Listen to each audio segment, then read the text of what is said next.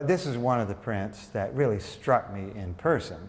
You know, it was so vivid, it's so fresh, so rich and in such good shape that it was a real eye-opener.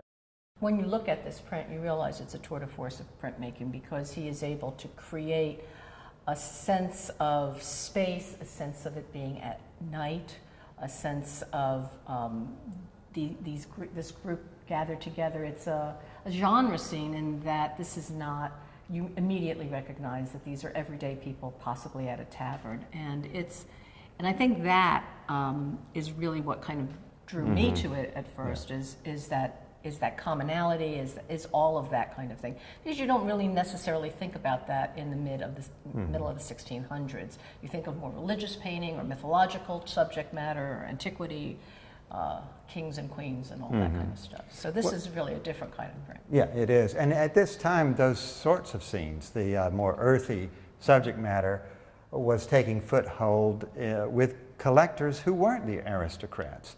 Right. Prints were targeted to people of modest wealth.